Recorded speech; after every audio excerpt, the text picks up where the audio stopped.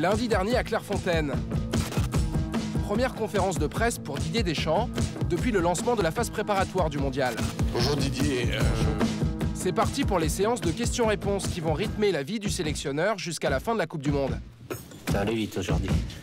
Et celui que l'on retrouvera toujours à la manœuvre, c'est Philippe Tournon, ici à gauche, le chef de presse de l'équipe de France.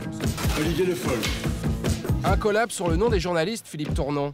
Normal, c'est l'ancien rédacteur en chef de l'équipe, passé de l'autre côté des micros d'abord en 98, puis rappelé à la rescousse par la Fédé après l'épisode Nice Na.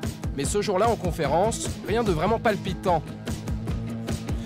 Didier, dans la hiérarchie des gardiens, quel est le rôle du numéro 3? D'être numéro 3. Non, ça va pas.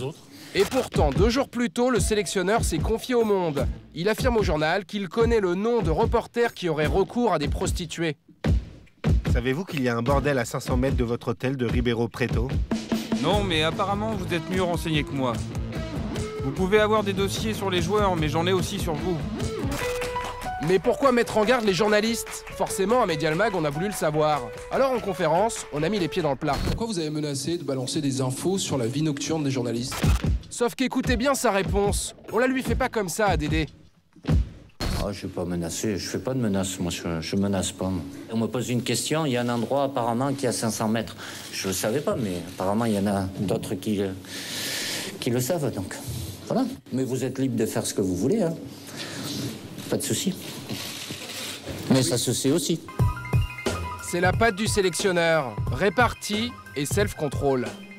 Didier Deschamps, c'est un communicant remarquable. Alors c'est vrai qu'il a un phrasé parfois un peu ennuyeux, un peu trop lisse, un peu traînant, avec cet accent qui le sert pas. Mais quand on transpose à l'écrit tout ce qu'il peut déclarer, on se rend compte qu'en fait, il maîtrise tout. C'est exactement ce qu'on va lui demander, ce que les journalistes attendent comme question, comme polémique, comme buzz. Donc il est rompu à ça, il sait exactement... Franchement, c'est une machine. On peut pas le prendre à défaut, Didier Deschamps.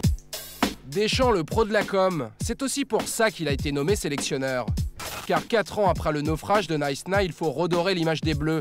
Aujourd'hui, moins d'un quart des Français a une bonne opinion des joueurs de l'équipe de France. Et pour travailler leur image, les footballeurs font appel à des spécialistes comme Frank Hockmiller. Parmi ses clients, une vingtaine de joueurs de Ligue 1 et quelques internationaux. Raphaël, qui est notre tête d'affiche et notre meilleur représentant au mondial brésilien.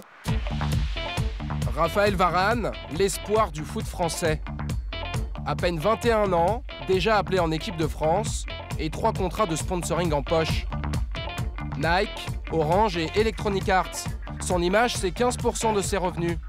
Et c'est sa popularité sur les réseaux sociaux qui intéresse les sponsors. C'est devenu la question numéro 1 que nous posent les patrons de marque. Combien votre joueur a-t-il de fans sur Facebook? Que représente-t-il sur Twitter? Combien de personnes le suivent, etc., etc. Parce qu'effectivement, quand Orange poste une vidéo ou quand Raphaël va la poster sur ses réseaux, il y a un buzz incroyable et un développement de sa communauté. Dans des secteurs qui sont naturellement football.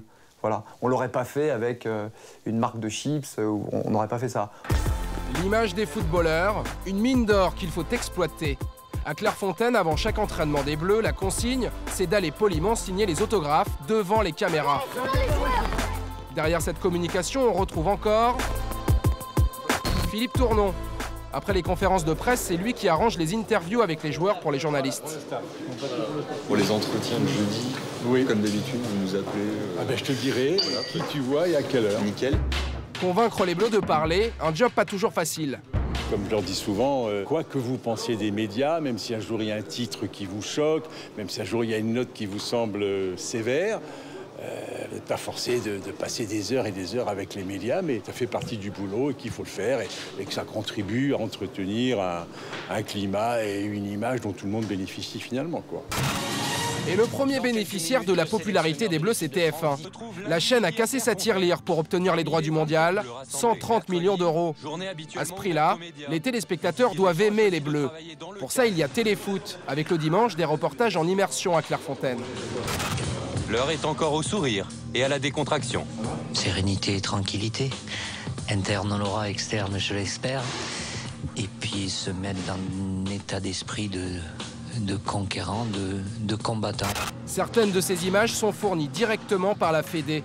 Alors TF1 peut-elle suivre les Bleus en toute indépendance? C'est la question qu'on a posée à François Pélissier, le patron des sports de TF1 Productions. Ils nous donnent les images qu'ils souhaitent nous donner, mais on en discute avec eux. Et ensuite, elles sont intégrées dans un sujet dans lequel on fait notre métier, on dit les choses. Donc il n'y a pas de censure, il n'y a pas de relecture des sujets. C'est un travail commun, voilà, et qu'on assume complètement. Au Brésil, les Bleus vont jouer gros. Un bon parcours et les Français leur pardonneront d'éventuels écarts de comportement. Mais en cas d'élimination précoce, mieux vaut pour eux être irréprochables en dehors du terrain.